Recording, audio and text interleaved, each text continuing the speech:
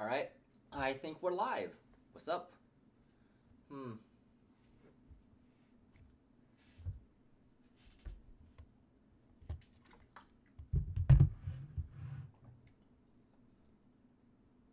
What's the best lossless image format?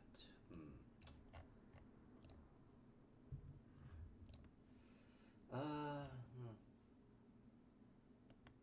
Tesorio is hiring a head of infrastructure and platform. Okay, okay.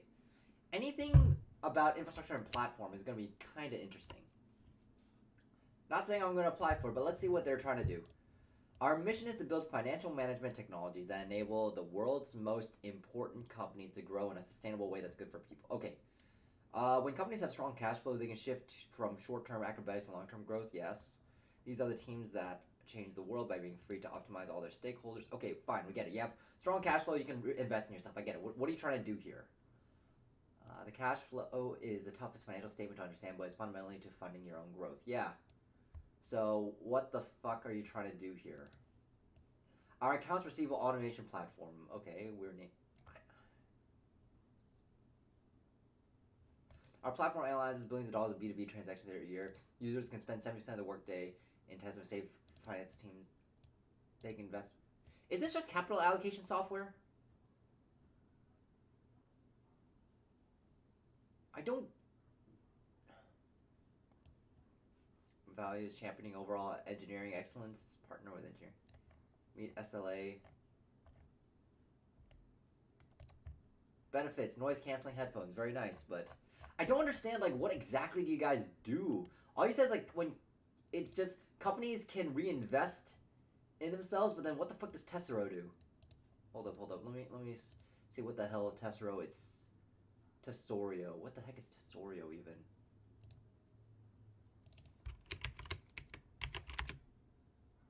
Accounts receivable automation. Oh, okay, I see. Ah, this sounds very boring, honestly. Accounts empower your financial org to make an impact. Learn, ditch the archaic financial process of the past. You'll streamline your collections, improve DSO, and unlock cash from your balance sheet. Oh no. Oh no. It's automating. It's just automating collections. What the heck?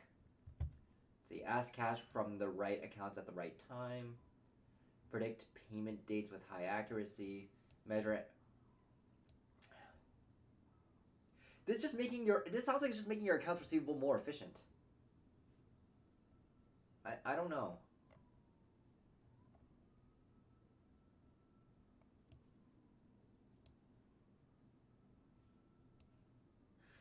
So it's basically just automatically sending invoices. That sounds like what it is.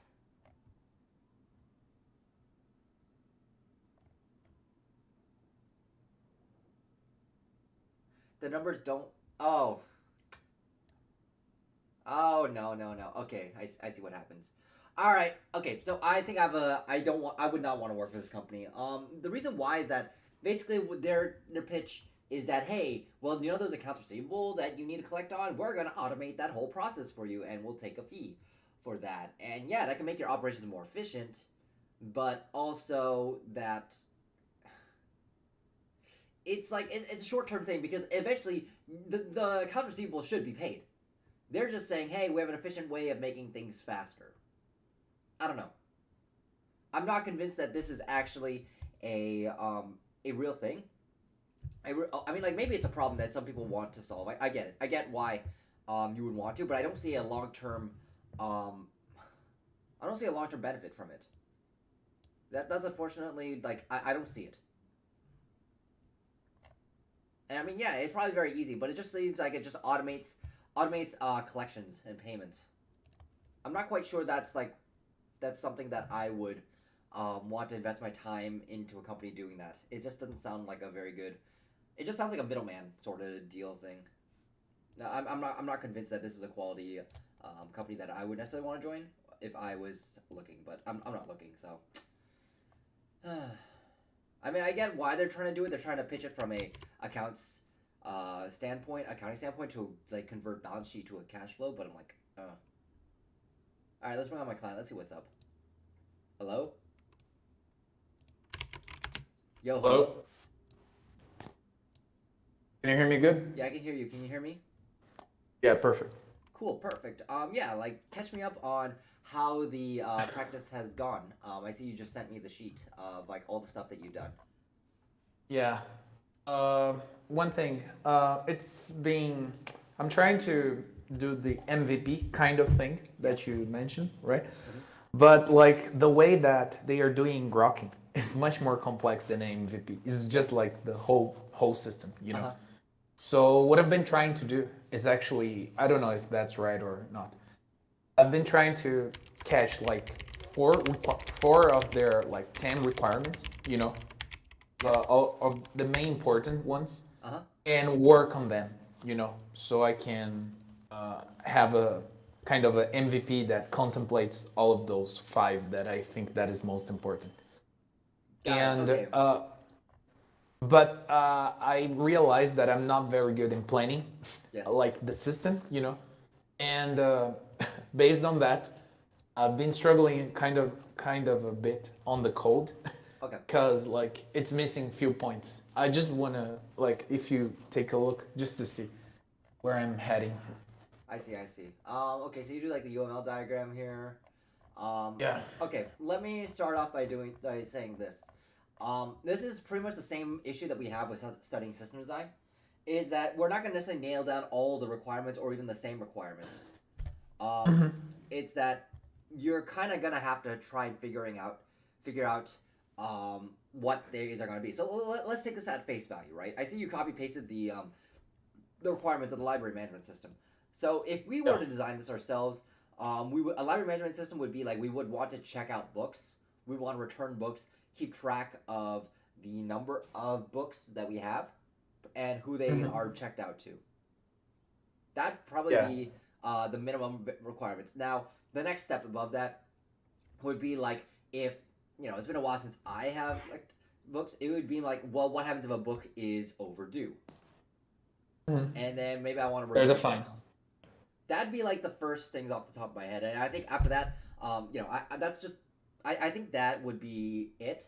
And I think with that, I think I pretty much hit. If they were like 10 points, I think I probably hit like 5 or 6 of them already just doing that. Let's see. Members should be able to search books. Okay, yeah, that's true. I guess I kind of missed that. Unique ID and rack number physically locate the book. This one, the search book should have already been figured out. Yeah. There could be one more than one copy of the book. Yes, that's true. System should be able to retrieve information. Yeah. Maximum books checkout. Oh yeah, that's what I said. Maximum number of days. I said when the book should be overdue, so that kind of is implied there. Send out notifications whenever books becomes available. I didn't say that. Members should be able to reserve books. I said that. Collect fines. I said that. Unique barcode. I didn't say that. So basically, I hit like maybe 6 or 7 of them, just Yeah, off more rip. than a half. Yeah. Yeah, Yeah. and I'll tell you this, like you saw like those random things, like those probably wouldn't have occurred to me.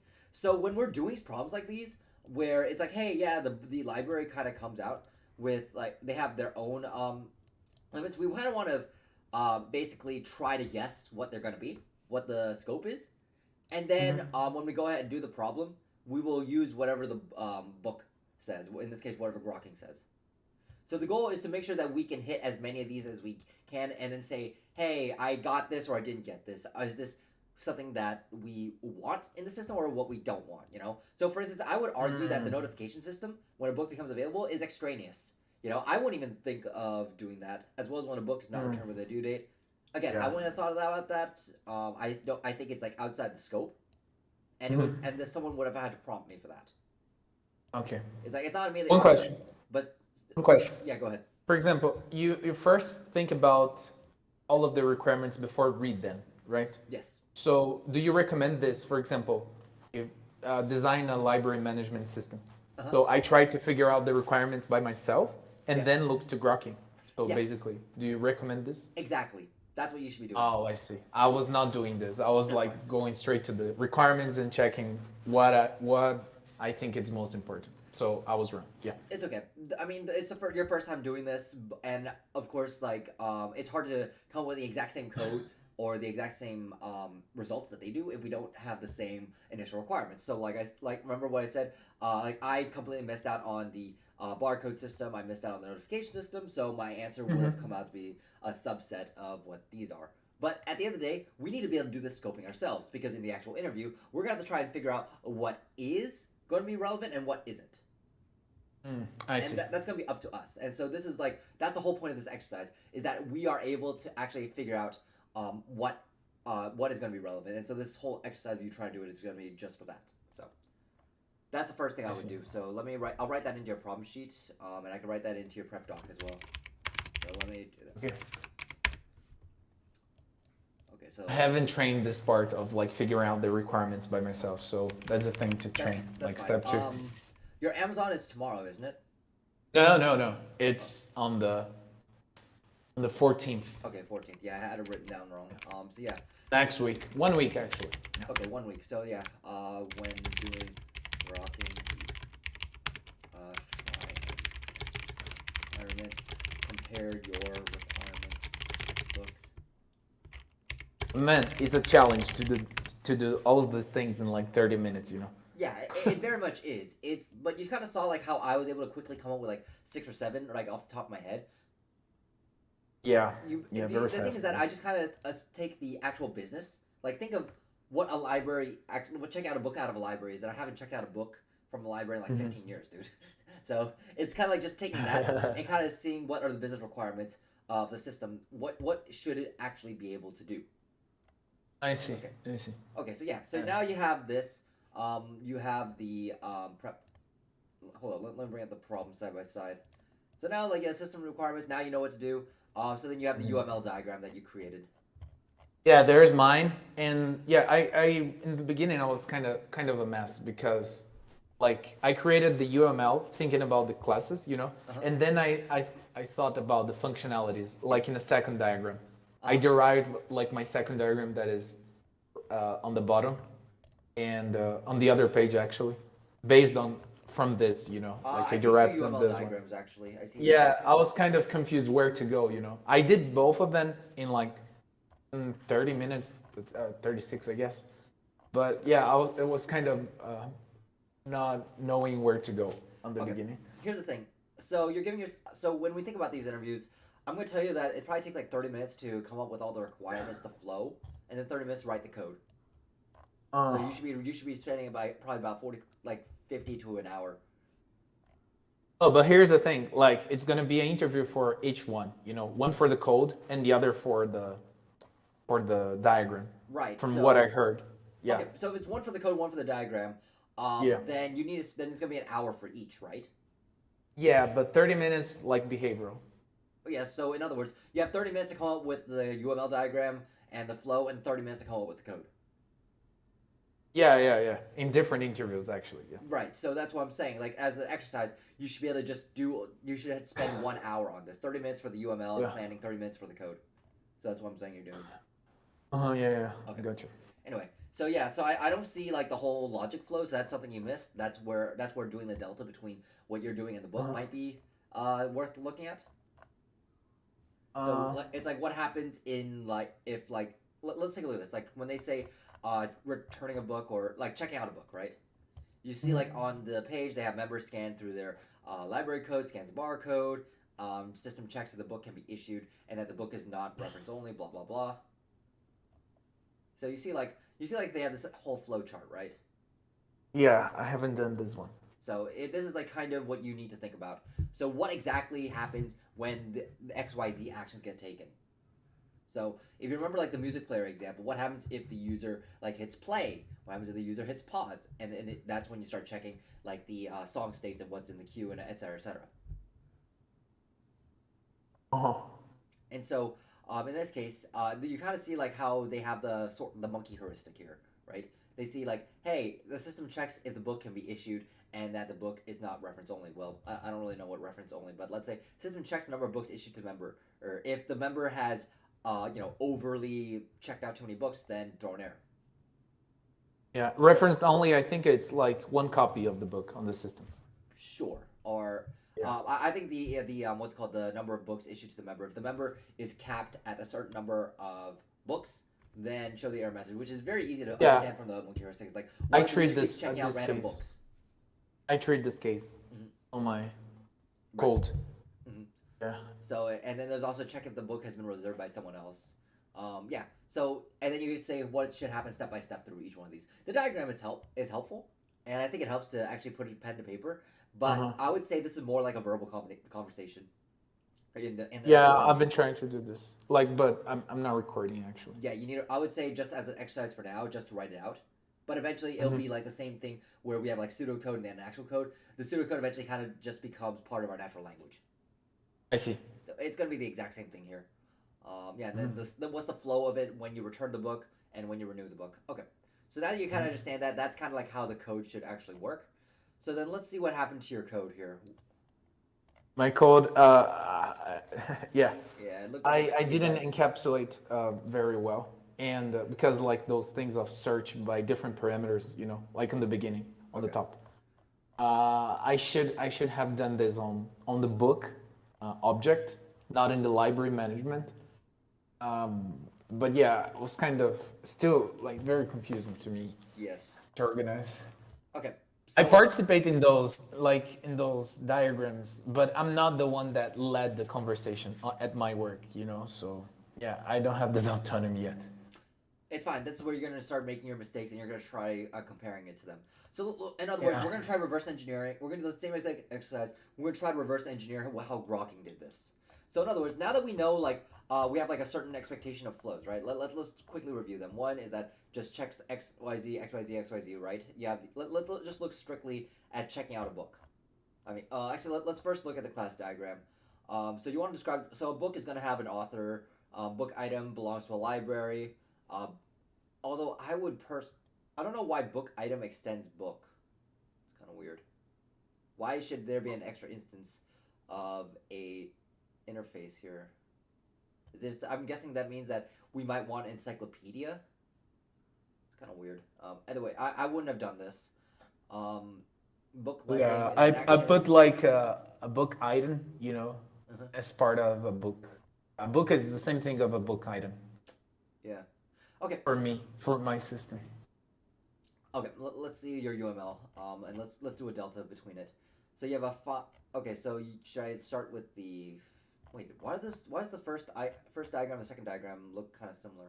Go to the second because I think it's more complete, Okay. please. Got it. Okay. Yeah. So you have a book. That's fine. Get by. Here's the thing.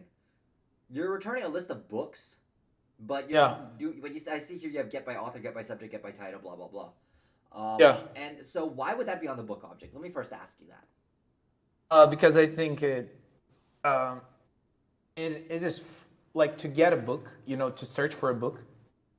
You're gonna uh, the book itself is gonna search for in the library. I mean, that's what I was trying to think. Because remember in the last session, you said to me like, um, I should to kind of encapsulate the behaviors. So the behaviors of the book should happen in the book, not in No, the search book. that's wrong. Yeah, you misinterpreted. So let's think about this logically. If I want to look up a book, I want to look it up in a library, right? I don't look up a book. I don't go to a book to look up a book. If I want to get a list of books by author, well, that's going to be limited to, either if I'm going to Google Books, then that's going to be limited to everything in the World Wide Web. If I go to my local library, that's going to be limited to what the library has. In other words, I need some kind. I would either search on the library or I would search on a catalog. I should have a class called catalog, maybe. Yeah, it's Right. taking a step back from all the technical mumbo jumbo and just thinking about it Oh. in terms of a simple business logic. You Oh. don't look at a book necessarily to look for a list of books. I mean, those are catalogs, right? So, in other words, it's just thinking in terms of a very simple interaction. Hmm. So that's the first thing. So that's how the so when we think about along that lines, that's how we kind of get to this grokking example here, right? Is that you can Yeah, actually he's look doing at a a list of catalog. book titles, book authors, book subjects, update catalog, whatever, right? But we would Yeah, have yeah. like a way to search on that. Now I don't know where they would plug search into. I'm pretty sure In they. an interface. In an interface. Look at this. On the Okay, so gray. oh, I they have an think. interface. Okay, I see. There's an interface. Yeah. Okay, so they have No. an. Yeah. On the right side Okay, so they use the of the interface as catalog. an action type. Okay, that's fine. Yeah. Yeah. Because the catalog is the object itself. So if you think about it in terms of like English grammar, the catalog is Huh. the noun, and then the search is the verb. So they have it. That's why they have the interface. Oh, I see. Yeah, that makes sense. The noun and the verb. Yeah. Yeah. So that's why because you can do multiple actions to a catalog. You can search a catalog. You could, I guess, destroy a catalog. You could sort a catalog. I guess. Yeah. Yeah. Yeah. So whatever. So I guess that if you think of it in terms of that way, then it actually makes a little bit more sense. It's just one level more of abstraction I am thinking here, right? Yeah. Because, like, yeah, thinking about business logic. Okay. Or you can think about like what a person does to these objects. So let's take another relationship like book and rack. You know, a book belongs to a rack. Well, what's a rack? A rack is just it's just like a location for the book. I think that one I did right. Okay. Based on my diagram. Let's see. Book belongs to subject category. Okay, a book has a subject category. I think this is okay. A rack. What? Wait. Okay. Okay. So the thing is that. Oh, I see. I see. Yeah, I searched for the book on the rack. You ID see? location. No, actually, it's to get a direction. I did this method, but I should have done in an interface actually. Okay, here's something that I would question. I understand why you think a book should have a list. A rack should have a list of books. And then you can add to the rack, remove from the rack. And so the thing is that because book doesn't have a. Okay, I understand. Actually, I understand why you did this. I would say that you have multiple racks. I would rather assign this like list of books to like a rack management system. But I understand why you did this. It's a little bit. It's just when you think like, okay, what are the long-term implications of having a rack have a list of books? There's multiple racks, right? And from time to time, we can rearrange these racks and the books in them. So it's like if we think about like how we might use this in the future, maybe it's not the best idea to keep having the rack have a list of books because let's say like for instance, one day we decide to move let's say a book on Steve Jobs. Well, and the rack is business, right? Well, a book on Steve Jobs is business, but then maybe tomorrow we might want to move it to autobiography. Okay. So I mean, it's been a while since I've been to a library, so I could be wrong about this. Like maybe it's just a category, but you get my point. Is that the location of it might be different. I see. So let's say even if like rack corresponds to a physical location, right? North wing of the library. Then maybe we move the north wing of the library to the south wing, or something like that. It's just that I tend to when I design classes like this, I tend to separate the action and the management from the the raw model itself. So I should have like a management a rack, something like this. It's debate. That's what I would lean towards, but and I think the books lean towards that as well. But the idea is that when they're coming up with like this UML diagram here, it's going to be as simple as possible. So, for instance, it has one idea and one responsibility only. So I understand. Again, like I said, I understand where you're coming from, but I think there's probably better ways of doing it. So, in other words, library action, a library card is active. And it's active to an account. Like you could, in theory, have a library card check on this. I'm like notice like how I'm even struggling. Like, okay, do I really want to do this? Should we have a library card checking system? Is active? Is not active? Well, it's a single action, so it's more so the reasoning you take to arrive there. So I'm not saying you're out of all the things that you've done wrong. I would say the rack thing is probably like the least significant. But you kind of understand why there's this debate. Yeah, I understand. Yes. Like, it's a preference, is a point of view of yours, right? Exactly. What do you think is going to happen in the future? And this is where again you throw a monkey at it. How will someone use this? Yeah. How will something like someone completely fucking abuse our system? So. Yeah, how to change books from rack rack to another. Okay. Yeah. So you have a find object. Sense. I have no problem with that. And then you have a order. Okay. No, I put order, but I didn't get the word for this, but it's like reservation, right? I think it's more correct. Okay. That's fine. The thing is that when you keep in mind when you draw these lines, the implication is that find relies on member. So, yeah. Okay. But it relates to the order actually as well, or not? Because. Don't worry. I think. Yeah. I was like, well, let's first ask. Why should find be owned by have a dependency on member? Let's ask that. Because it cannot exist fine without a member. Okay, that's perfectly reasonable. Yeah. Now the next question is: should that be an intrinsic value of the fine, or would we want to have some third party class managing the fines, Um, or managing who owns the fine? I think maybe we can have a third party class because, for example, sometimes in the future we might want to add a constraint. If the member received 3 fines, then he's blocked from the library for 2 years, maybe. So maybe a management class is better. Maybe. Again, this is not immediately clear. Let's just like kind of go with the book for what they want. They kind of have a one-to-one relationship, which is fine Yeah. because, one. Well, it's not one-to-one. It's more like a person can have multiple fines because across multiple books. And so you might be able to get a fine management system. Might not be bad, but then you have to think: is there significant amounts of other business use cases that we would want to have this?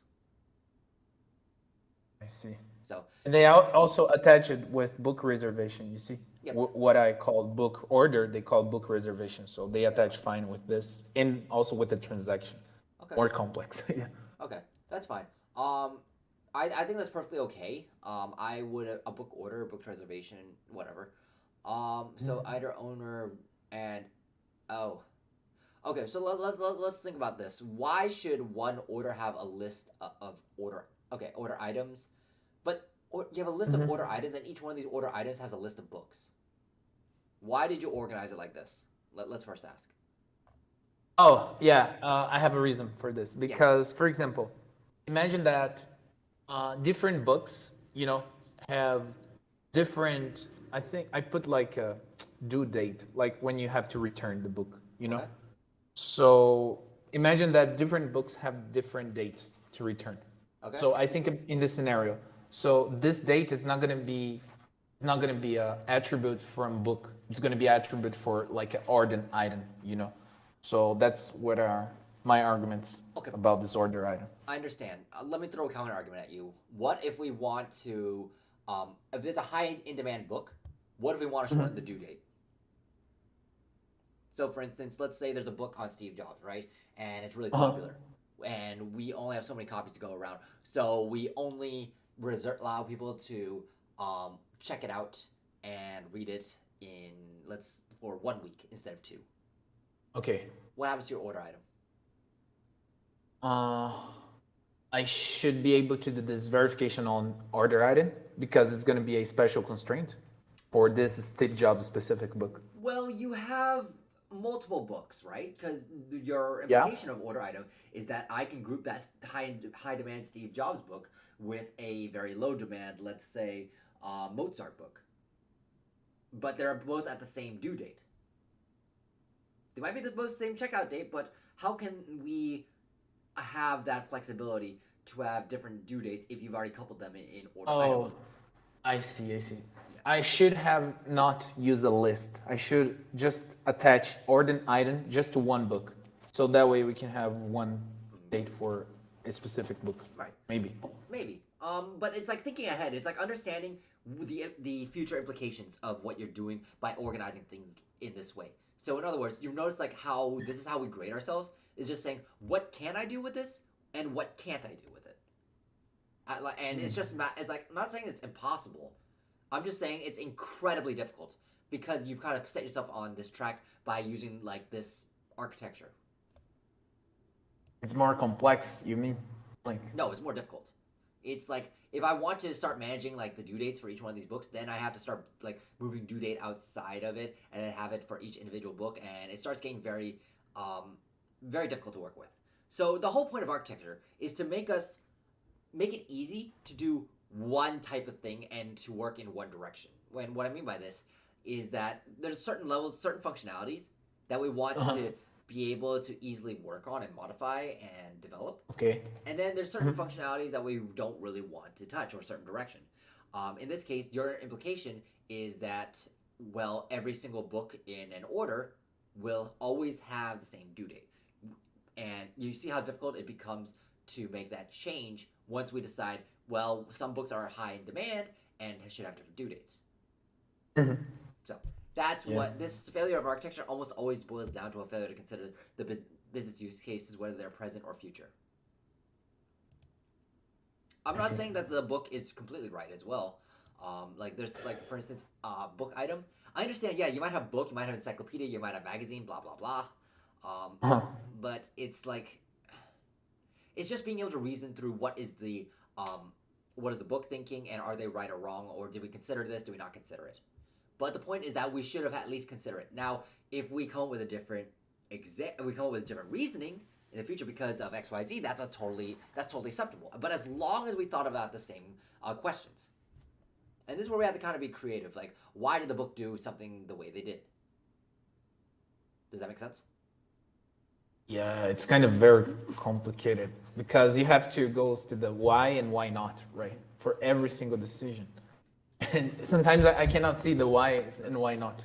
I think it's a lack of experience, maybe. Yeah, it's going to be Uh, difficult because it's and this is where like I come in, right? He's like, hey Edward, I have trouble with this problem. I don't understand why they did X Y Z, and I could probably say, oh yeah, this makes sense, or oh yeah, this is fucking stupid, and I could probably uh, guess the reason, but we should at least give the book the benefit of the doubt because I'm pretty sure uh, they've probably thought through almost everything here. So, um, but you can see here, like every single thing has like an interaction with it. Now, of course, you're not going to be able to like come up with this necessarily. Well, you might be able to come up with all this in 30 minutes. No, for me, ooh. I'd probably get about half. Like a senior engineer, maybe, right? No, even if it was me, I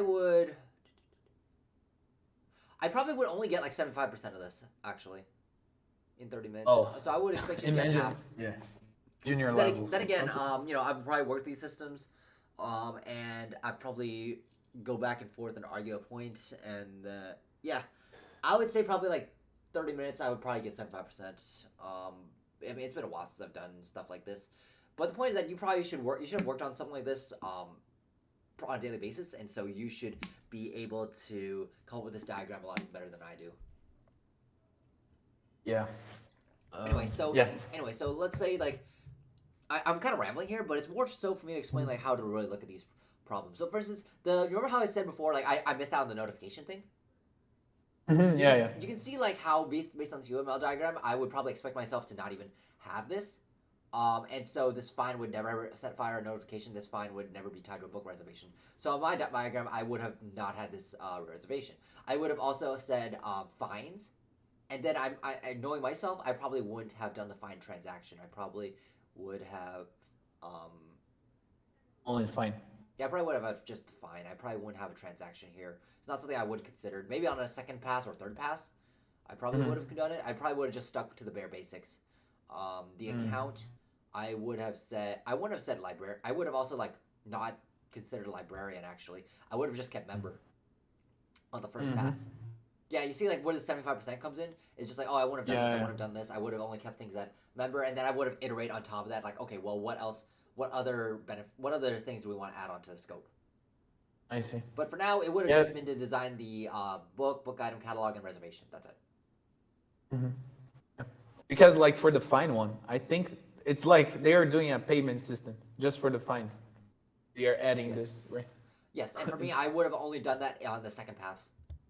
Yeah. But let's see, like, if we look at the requirements, like, where's your fine? There can be a copy of the book, physical ID. Is there a fine here? Oh, the system should be able to collect There fines. is. Okay, I found it. Number 7. Should be able to collect fines for books. Okay, so then if that's the case, I would have just started with the bare basics, and then refactored and changed the UML diagram to accommodate for the rest of the scopes. I would prioritize which scopes are important for MVP, which scopes are not. And I already said which ones are and are not, so you kind of understand like where I would have started with the bare basics and then extended it from it.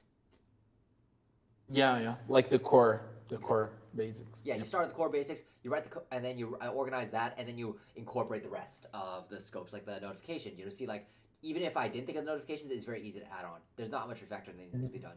And so that's kind of like how you should be organizing the scopes, is that what is absolutely critical and should not change, and then you move towards the things that are nice to have, bells and whistles and all that stuff.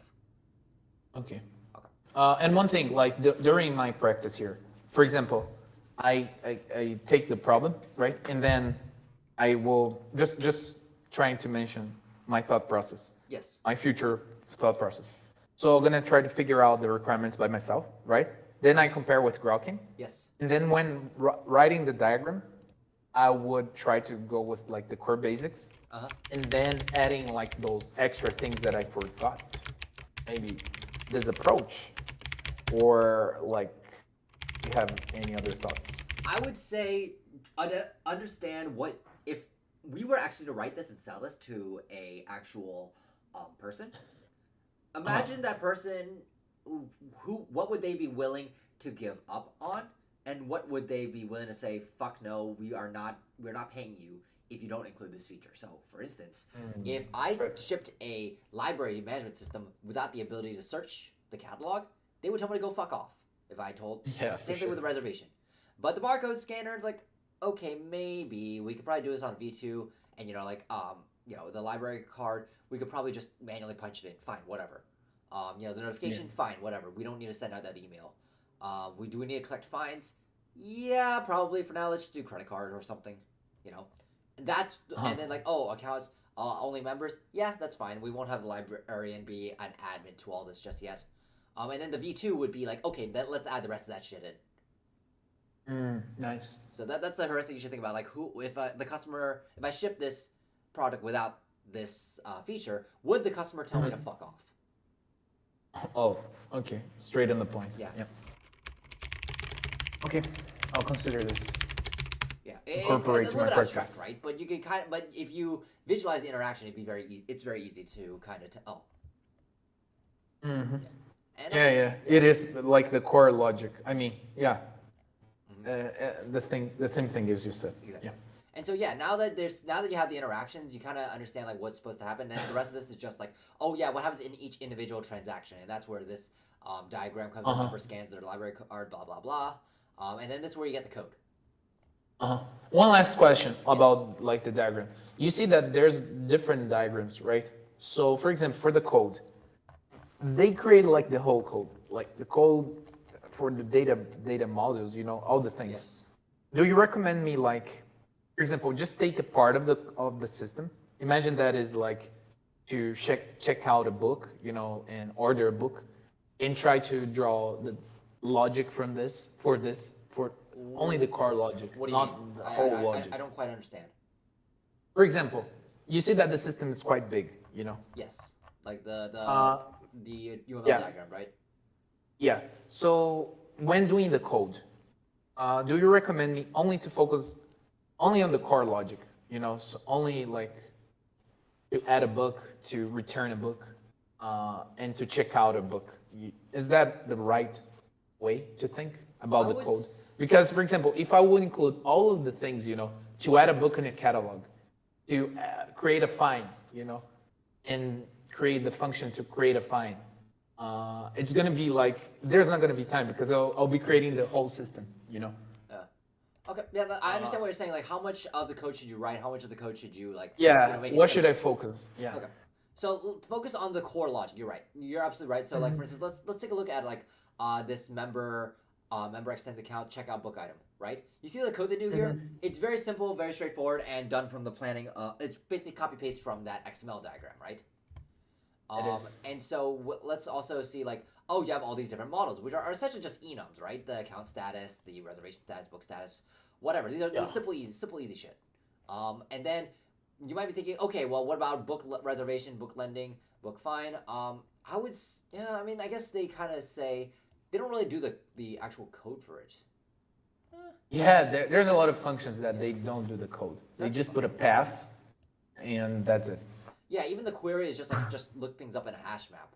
I mean, this is very simple, right? But you can see like if a catalog, if we want to refactor this and make this like a real better system. instead of it's like we wouldn't have to change the function definition at all. We would still get back a list of books and string queries, but instead of looking at a hash map, maybe we make a call to a database. Maybe we make a remote call to some other shit, right? But we don't have to change the public contract. Yeah. That's the key. So in other words, some of these things might be very simple and very easy to do, right? let's see what the book says. The book says, sorry, let's see what Grokking says. Grokking says, Yeah. what code do they expect? Let's ask. Here are the top use cases: add, edit a book, search catalog, check out, renew a book. Okay. So I think it looks like they just want you to do the top use cases for the code for the top use cases. They don't have a reserve, or they don't have a find thing just yet. Yeah. So if you look at this, let's see if register a new account and cancel membership is coded. I don't think so. I see. Renew a book, reserve a book, return, all of those. Like I should be able to do all of those methods and classes in 30 minutes. Okay. Yeah. Okay, so it looks The like they don't have challenge. the code for account. Do they have code for canceling membership? They have account reset password, account block, unblock, member, checkout book, check for fine, return book. Okay, yeah. So they have find.collect, return book, renew book. Okay. So mostly they just focus on the book it transactions themselves. They don't actually have. Do they have? What else do they have? Renew a book item. Oh, they don't have register yeah. new account. Yeah, like the crude operations. Okay. So I'm going to say that for the purposes of actually doing for your own practice, I'm guessing that Grokking will say the top use cases, and I think that's a pretty good heuristic. That when you go into these, when you actually after you're done designing, and you need to implement the code, just implement the code starting from the very high use cases, and then after that, do the nice to haves. Okay. Does that make sense? If I have time, right? Because like 30 minutes, and like to discuss all the points. I think I'm not complaining. I'm just saying that I'm still very slow. Like to come up with all of those things in 30 minutes. Yeah. It's not that it's difficult, you know. I have to think about all of the monkey cases, as you mentioned. So sometimes I think I overthink, you know, and I start to rambling. Yes. This is where writing it out is going to help you, at least for now. Yeah. And the way I think about these things is just flow. So in other words, what are the individual actions a user can take? Check out a book, return a book, and renew a book, right? I'm only going to focus on the book transactions for now. I'm not going to focus on the account. I'm not going to focus on anything else.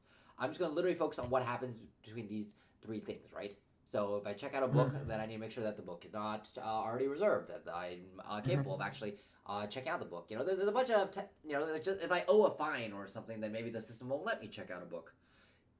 And then if I return a book, I need to make sure that this book was reserved under my name.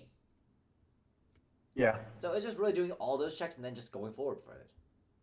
Yeah. If thinking about only those 3 points, I think it's okay. But like all of the others, anyways, I think I'll do what you mentioned, like focus on only the top functionalities. Yeah. Exactly. Is just focus on the core functionalities and focus on maybe one or two of them at a time. I looked at 3 of these because you could if we take the monkey heuristic again, right? Someone could some dumb API developer could say renew book over and over again and then reserve and then or check out the book and then go back to renew that same thing. If you think of all the different ways that they can misuse that API, it becomes pretty easy to see how how you need to structure your checks. Even the user, right? The user just keeps checking out books and never returns them. That's one way to say, hey, this is how we want. There's maybe a check we want to do in in one of the flows. And we can get really creative with all the different dumb ways that people can misuse our system. There's no limit for this. Yeah, there's no limit. But all we need to do is just focus on one individual action at a time, and we bulletproof that action. We don't have to worry about it again. Yeah. So, it's difficult. Don't get me wrong. This is I'm trying to cram basically what an entire junior developer does in 2 years, and I'm trying to cram this in 1 week. Oh, I'm starting to have contact with this year, so it's totally new for me. But anyways. Yeah, and so it's exercise, and I don't fully expect you to get this completely, but I would say you can be somewhat adequate at having this conversation. Oh, one thing I share with my friend, the Amazon guy, the diagrams, all the diagrams that I'm sharing with you here, the ones I did, right? Yes. And he said, man, they don't expect a very fancy diagram. Yeah, they don't. In my opinion, he said, I think the diagrams you did, it is fine as long as you can argue, the good reasons about your decisions and bad reasons. Yes. I think you're fine, he said, his opinion. I don't know. Anyways, he's a junior as well. Yeah. That's what I'm saying. Like you need to be able to Yeah. argue for why you do things one way versus the other, and the Mhm. best way to kind of like tune that is to look at what the book does and say, hey, they did it this way. Why did they do it this way? What is the benefit and drawback to doing this? What are the benefits and Yeah. drawback to what I'm doing? Why am I doing this differently? It's this thought Yeah. delta that we've been doing over and over again. It's literally the exact same thing. Mhm. So, Yeah. yeah, I'm looking at the second problem you got going. Design a parking lot. Okay, Yeah. I'm sure. Multiple floors, entries, multiple parking lots. Pay tickets ahead of time. Pay tickets at checkout, and then maximum capacity. And I think that's probably what I would have done. Yeah. Okay. Then flexible payment type. You know. So for me, let's play this game right. Out of these 12 requirements, what do you think is the minimum viable? What do you think the minimum viable product would be? Okay. In my opinion, like, Which requirements do you think um, we can keep? Which requirements do you think we can kind of say, yeah, we'll do it on round 2 or round 3? um, okay, the parking lot should have multiple floors because sometimes our building have multiple floors. I'm okay. I would. We can, but we can also say, hey, for now, let's just get it working on one floor. Okay. I would argue that this one So- is like, maybe there's like some coordinate system. Like what if we instead of having multiple floors, what if we instead just label it by lots 1 through Yeah. 1,000 or something? Only the parking spots. Yeah, doesn't differentiate by floor. Yeah. Okay, That's so one way to do it. about the requirements, I think like the payment part is essential. You know, like you have to be able to pay your ticket Yes, into issue your ticket. You know, I think so. Yes. so I think that's crucial. Okay. And like It's- the it's- number let's of do parking this, let's do spots, this, let's I do think this. it's crucial as well. Hold on. Let's do this. Let's go through each one of the 12 requirements and then let's strike out or simplify which one. So we've already argued that the first one is probably not that essential. So we can kind of ignore it Yeah. for now. Second one, parking lots should have multiple entry and exit points. Essential or not essential? Not essential. Not essential. Okay, that's fair. Because- I mean, it might be a pretty crappy parking lot, and technically a lot of parking lots only have one entry and exit. So I Yeah, see that's where you're it. coming from. If you can make the argument that we just want to get a minimum viable product first, then that's fine. Third one, customers Yeah. can collect a parking ticket from the entry points and pay the parking fee at the exit point. I think that's essential Yeah, I would agree too. because yeah, it's the payment part. Yeah. Yeah, I was like, how the fuck do I know that I'm a valid person who got it instead of like me sneaking my car in or whatever? Okay. Yeah, yeah. Number 4, customers can pay tickets at automated exit or to the parking attendant. I think that's not essential because we can have just one way to pay the ticket. You know. Okay, what if the guy forgets to pay? He's driving out, he forgets to pay. Oh yeah, it's not gonna be paid. Anyways, I think like this thing of have 2 ways to pay from the ultimate exit and the parking attendant. It should be only one way, you know, just to get this requirement more simple. Okay, that's fine. You can make that argument, yeah. Like because we'll just have it some random exit. At the exit they'll pay, right? And then we can call it, we can refactor it later on to be a parking attendant or automated exit panel. In other words, we know we're gonna have to have some kind of interface here. Yeah, that's what I was thinking. Yeah. So for now we can say exit XYZ and then refactor it with the interface. Next one. Customers can pay via both cash and credit cards. Essential or non essential? I think it's essential. Nowadays, people use both of them. Yeah. That's fair actually, yeah.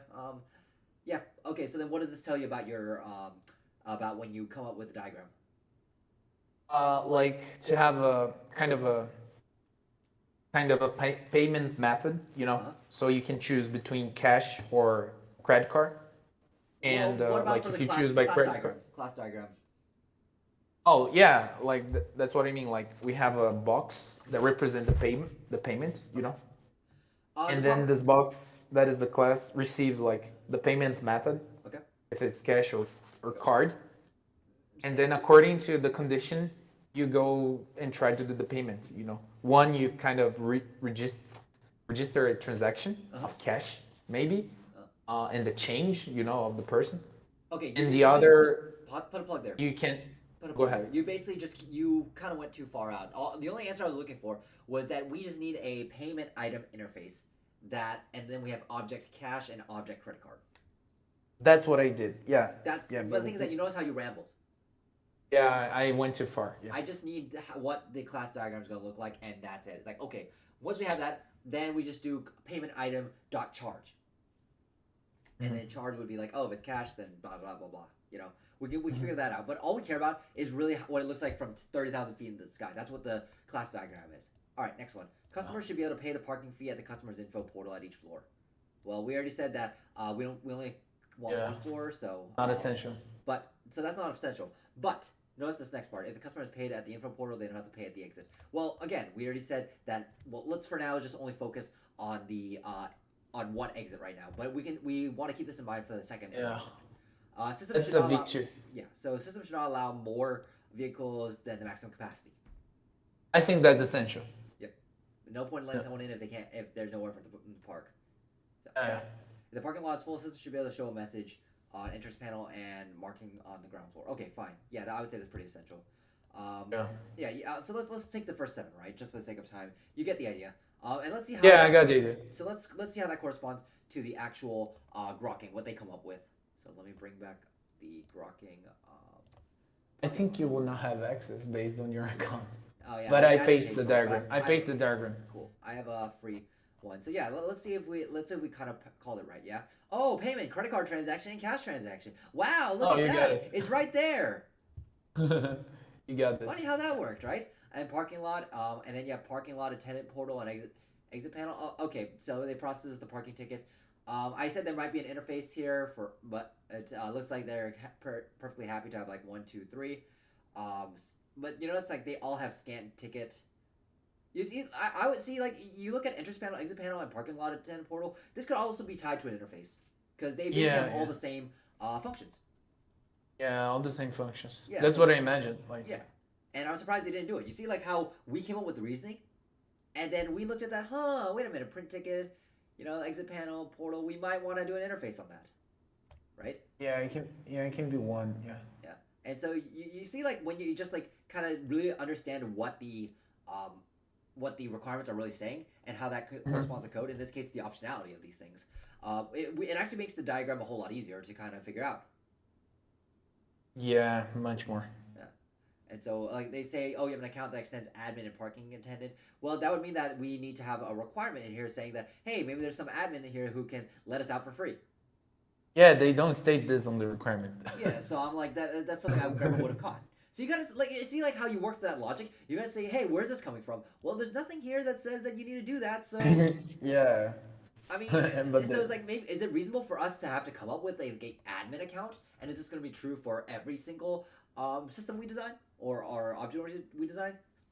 I don't know. Maybe that's something good. Depends. Yeah. Maybe because we saw this in the library management, right? We had a librarian who was basically an admin. Yeah. Basically, we can follow the same logic. Yeah. Exactly. And so it's basically playing with that, and I think you're starting to get the hang of it by when I'm talking about this. And so let's now that we have this, let's think about what code would we want to write? What are the high use cases here? In my opinion, like I think the parking ticket, like the one that creates the parking ticket, the one that manages the parking lot in terms of knowing how many parking spots we have. Okay. And I think like the essential ones. Yeah, it's going to be aligned to the parking display board and the payment system. I think it's really important as well. Sure. Let's identify the specific transactions. Remember, let's put our customer hat on. If I said that, hey, the system can and can't do this, they're going to tell me to fuck off. So be specific.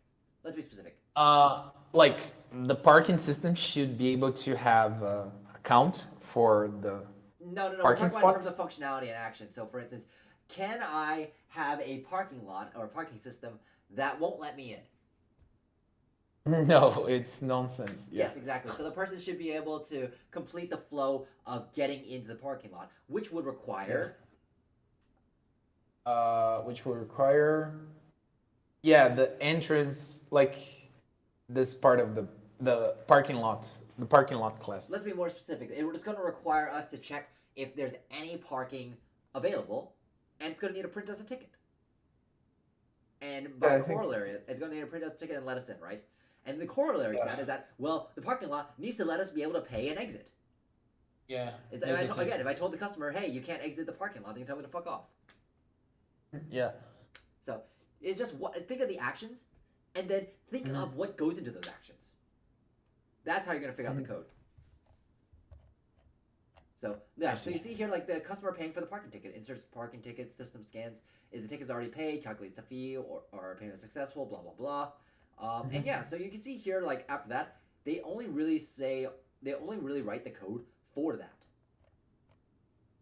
Is letting the person in pay for the ticket, and that's it. I mean, they have also add parking spots, but honestly, I would argue that's probably for like a second iteration. I know it looks like they kind of made a big deal out of it, but I'm gonna say Yeah, that they if create you- different parking spots categories. right. But I'm gonna say that the parking lot, if you get the code for the parking lot and the payment thing, that's probably the biggest thing here. The rest is like the spot management. Let's see if they actually say that this is a high use case.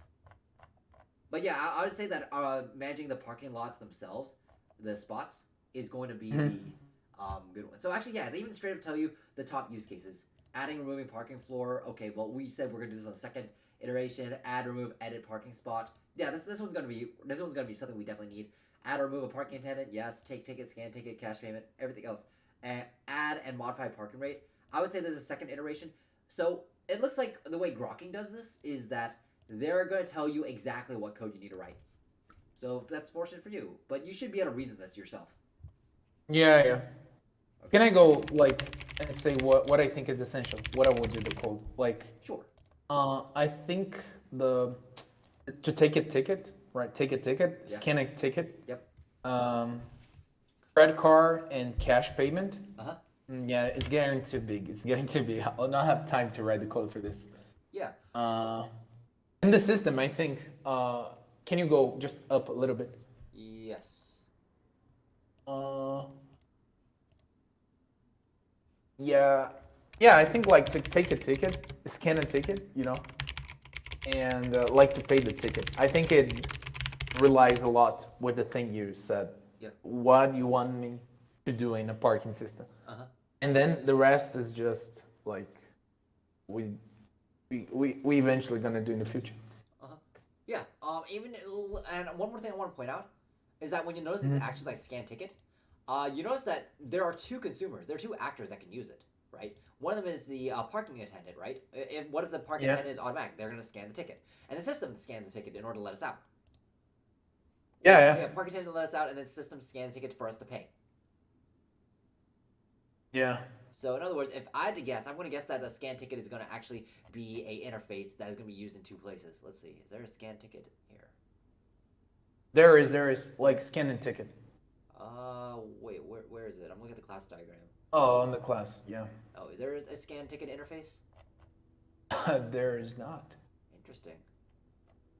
Yeah, but remember, like on the requirements, they said like for us to consider both ways of like payment, and the attendant and from the ultimate terminal. Okay. So I don't know, like it's end of disconnect. Yeah, I mean, it's like even though it's used by two things, maybe it isn't necessary to put an interface. It may just be like system.scan or ticket or whatever. Either way, you get the idea. And it's Yeah, I got the idea. It's being. I don't expect like for you or me or anyone really to get 100% on these, but being able to reason through what the benefit and drawback is, and like, hey, I can steal that in the future. I think this is the heuristic to use in the future, and then I'm gonna let me back test it on all the other problems that I've done. Or let me try going that forward, and if that heuristic fails, then let me try changing it up.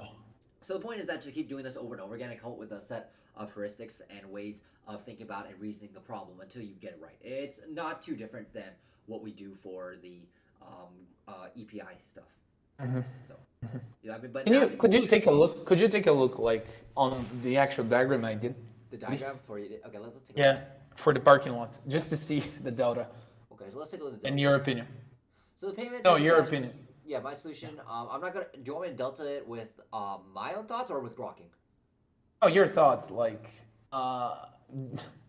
because I consider like the basic things, the basics. Okay, I see. Or I would recommend that floor is kind of, like we said, it doesn't matter. A parking spot belongs on a floor. Yeah, that's true. Um, yeah. yeah, I mean, it doesn't. You You see, can't I really. use MVP functionalities. I consider only four, like on the right side. Okay, I wrote a text, a little text. okay, that's fine. Parking ticket is for a parking spot. Yes, that's fine. Entry time, exit time. I don't know if you need to record the exit time on a parking ticket. Maybe. Um. Yeah. Okay. Let's see. So it gets customer. What's entry spot? What's entry spot? Yeah, I consider entry spot like because they said we need to record when the customer enters on the parking lot. So Do they have that? That's not something I would have thought of. I would have. there's gonna be different entry spots and different end spots. I see. Exit spots. I mean, yeah, I see. I see. So they're gonna entry yeah. time. The thing is that it's not clear what the entry spots. Is it just to let the person in? If it's just let the person in and just hand them a ticket, then that's all good. I don't know why they need to print Why does the entry spot need to say the entry time? I mean, maybe in the future, but I think that's outside the scope. Mm, So yeah, if yeah. you think about Just why. for record, I thought about this. Just for record. Okay, I think you also want to have the exit as well. So you have the attendant terminal, automatic terminal. Because the corollary to having an entry spot is that you need to have an exit spot. No. Yeah, like I consider like when you pay, it's the exit. But yeah, that's a good point. Yeah. I mean, it depends on how you want to design it, because you have entry spot and exit spot. But yeah. If you considered that the payment core system and tenant panel and automated terminal or whatever, then you might want to have an interface for spot for like entry exit point or something like that. Just consider Yeah, it yeah, that makes sense. because then the automated terminal can inherit from both that and from both payment core and payment type and that. Yeah. So, Yeah. other than that, I think that. Parking spot. I would say, why vehicle? I mean, Yeah, because there's like different types of vehicles they were considering according to the parking spot. okay.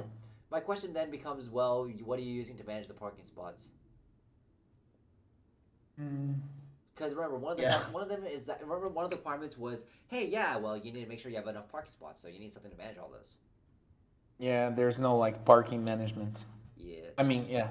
something I like yeah, that. I put on the yeah, that's the payment core Uh system. huh. I should have like a parking core system Yeah, being kind of able to thing manage that. to manage those things to display, like the spots I would label. personally have done the management underneath and then made the display that you're talking about a separate class because I usually because you usually want to divide the core business logic from the UI because the display board could be replaced by a different type of board. Maybe you Yeah, yeah. it's just like it's divorce. It's changing. That's why you have like MVP, MVVM, like those different architecture. It's just kind of adhering to that. And that's Yeah, yeah. also that's kind of like the way I would think about these things. So, Nice, nice. but you see Yeah. kind of how that's different from Grokking. Grokking kind of like merges the display board and management kind of into one. Or, Yeah, they did it. yeah. Or They did no, it. I mean they have parking floor, free slot. Nah, I mean parking floor to them is the management system. Well, I don't know. It's weird. Then we can have like a lot of different solutions, like more than the coding questions. Oh yeah, no, you can have a ton of them, but like your friend said, and like I said, the question is can you understand the logic that they took, and then why do you agree with it or disagree with it? And as long as the disagreement or is reasonable, feel free to like tell them like, hey, yeah, you guys are wrong. I think X, Y, Z. Okay, well the reason the disagreement is reasonable, and you present your argument. It's all good.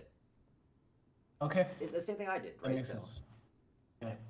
anyway, so that's it for me. Hopefully this gives you a hint into how to practice. I know this is a little bit more abstract. There's not like a concrete way of doing this, but it's a little Oh, more abstract yeah. than EPI. But I think you can do it. Yeah, man. I'm starting to get the grasp of it, as you mentioned. Right. But anyways, It'll take a while, but okay, man. yeah. Right. I'll let you go then. Okay, man. Bye. All right. Bye bye. All right. Cool. So that was the first guy. I mean, I have one more guy coming in. So, any questions from the crowd so far?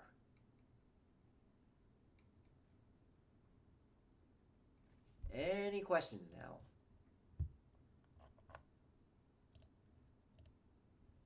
Hello, is anyone out there? I see there's people in the crowd, but no one's no one's talking. All right, quiet crowd tonight. Shit.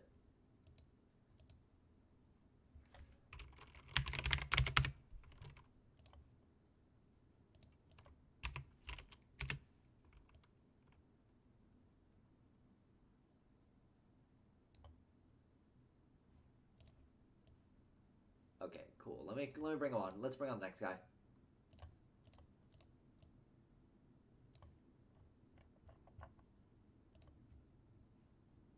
Whoa. Yo, what up? What up?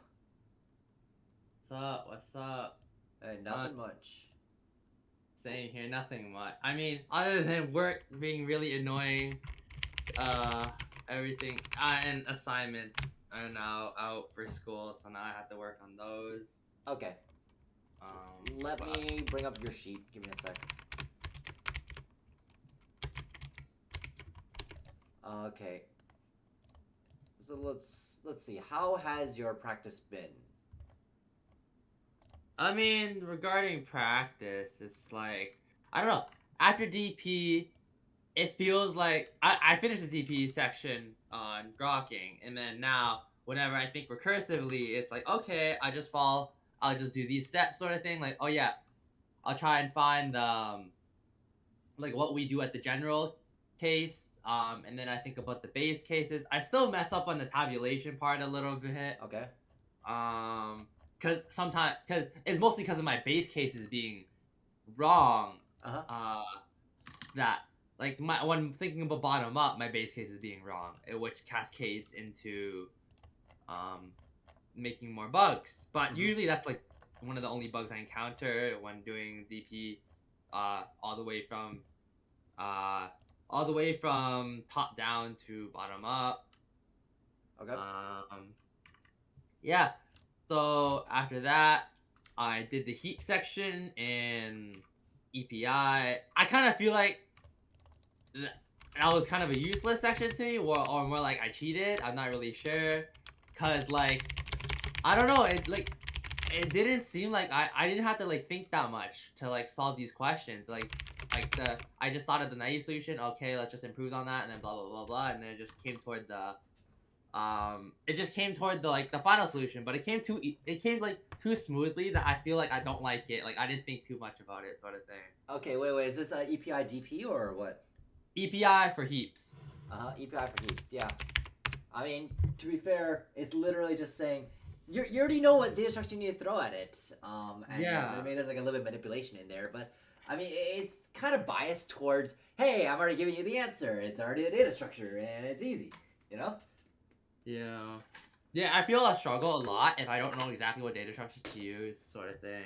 Well, the But thing yeah, is that the goal here is to really identify what characteristics of the problem lend itself to that. So it's not so much about solving the problem; it's about understanding why this is the right tool.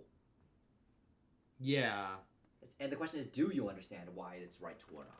I mean, generally, when I'm thinking about heaps, I just thinking about like, oh, do you need K smallest, K largest, sort of thing, K closest, whatever, K something, or you need like K pointers to something, anyways. I think that's a little bit oversimplified. That's like super specific. The way you should be thinking about this is, am I willing to have everything automatic sorted for me, and am I willing to incur a n log n at every single, when I'm working through the problem? Am I willing to incur an n log n and holding things to be automatically sorted? Do I need that? That's where the heap comes in.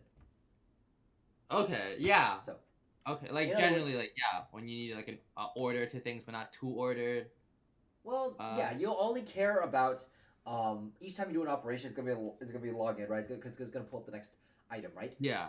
So this is why we say, hey, I don't mind being able to have automatic sorting available to me out as long as I pay the memory price. So let's take your what's it called, the top K elements, right? Yeah. A super naive solution without the heap would be to put it into a list and then sort that list every single element. Take sort that list and then take the top K elements or something, whatever. Yeah, right? yeah. But then we realized, hey, wait a minute. This is like, I don't want to have to keep doing that. Instead, why don't I just only have K elements in my heap? instead of me sorting the entire list. So I use Yeah. less memory. So in other words, I only use k elements in the memory. Hmm. So and I the reason why I can do that is because well I'm willing to incur the n log n penalty. It's just that I'm going to if I'm a little bit more strategic with the heap, then I can do that. So one implication of heap is just that. It's just the top k elements. It's just us being smart with the heaps. But that in and of itself does not exclude heaps. You know, because then we can use heaps in many other ways. Yeah. Like- Yeah. For instance, Like- if I told you to implement like a heap with stacks or stacks with heaps. That'd be an interesting problem to do. So you should be able to Stacks identify that. with heaps. Something like that. Yeah, I don't know. I'm kind of making that one up. I Yeah. honestly don't know. I don't think that's general. I mean, maybe it can be done. But I don't think that's a really That's good interesting. idea. Can I to implement do. a stack with heaps? I don't think so. No. Not because where's the order? How are you gonna do the order in like what's bigger than bigger? What's bigger than the other element and what's smaller than the smaller? Yeah. Actually, like ordered. Yeah, that's true. You're right. You see, you call into the logic. Like, how do you retain the order? And because heap destroys the order.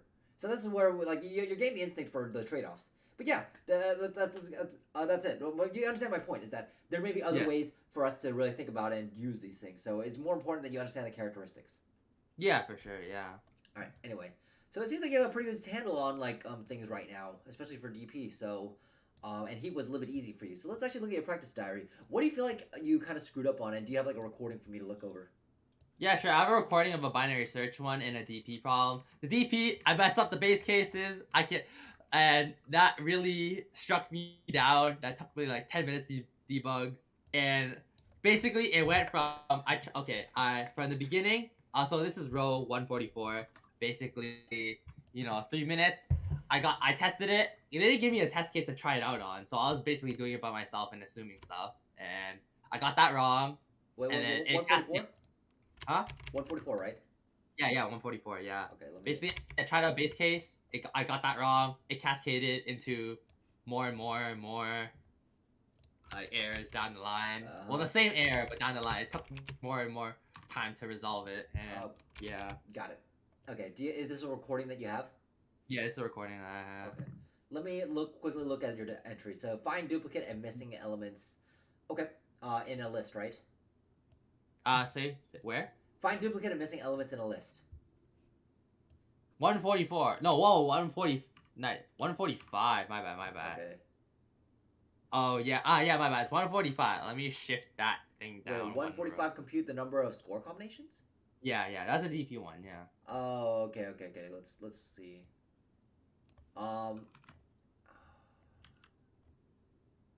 Okay. Got it. So, I don't know this problem actually. So, is this from Grokking or from EPI? Yeah, it's from Grokking. Yeah. Okay, so Grokking Dynet.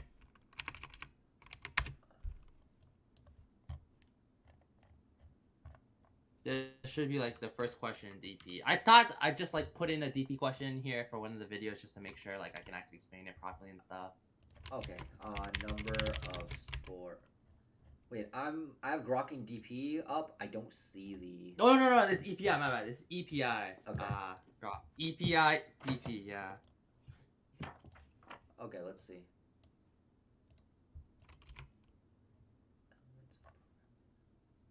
Like my problem was, well, the test case I was getting wrong was that I was counting the permutations of how you come up with the score, so that kind of messed me up.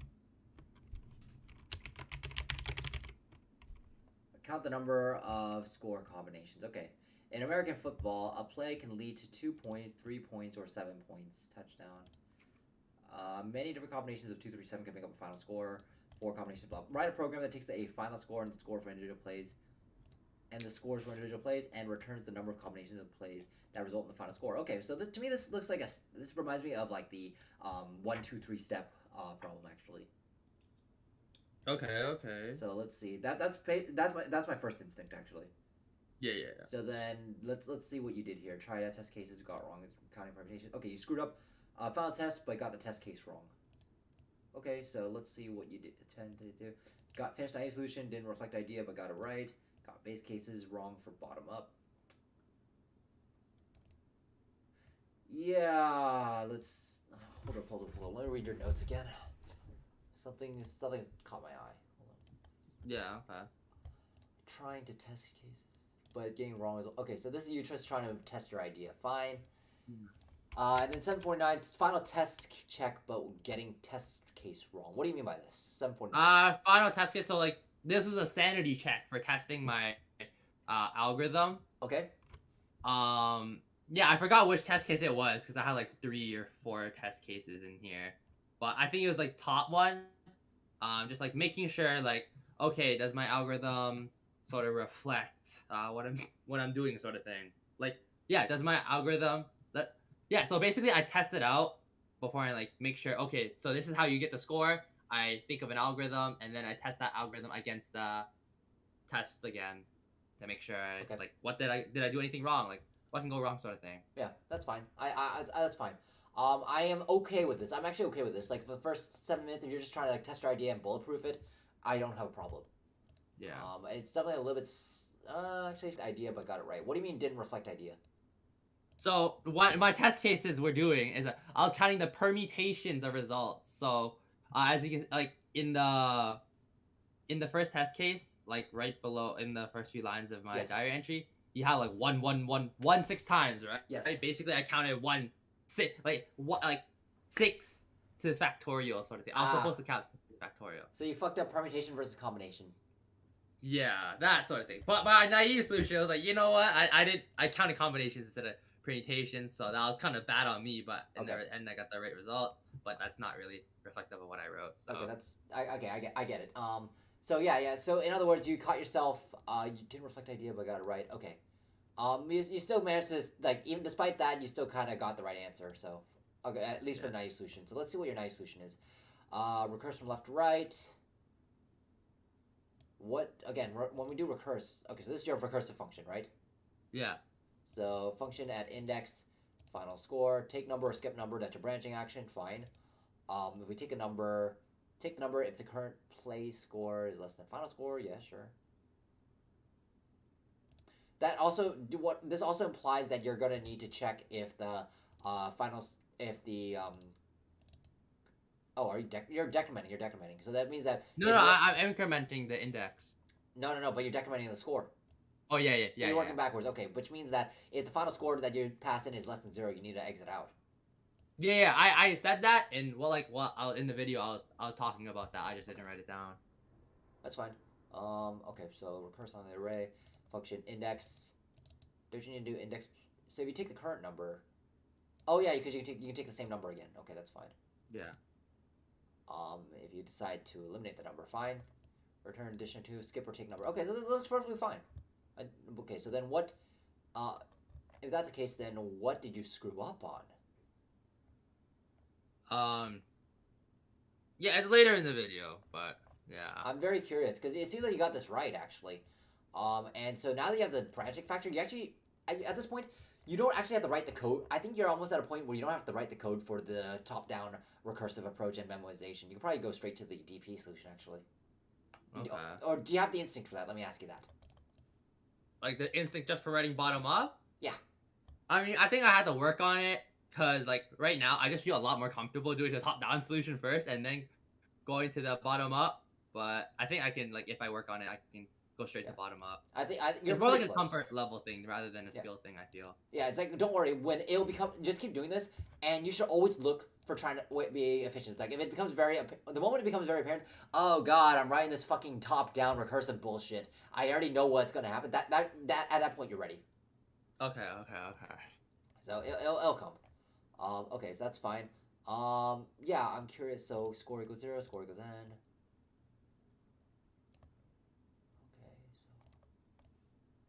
Cache in a DP. Okay, so then here, just as a little thing, I would recommend you at least have 2 copies of the code. One is the top-down naive, and then the other one is the tabulated bottom-up.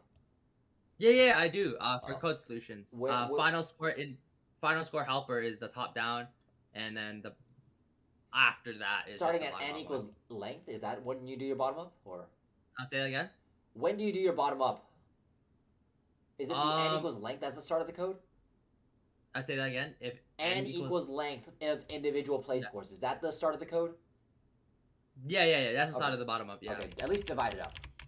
Yeah. Okay. Yeah, Yeah. just okay. So okay, fine. Sort of n and all right, sure.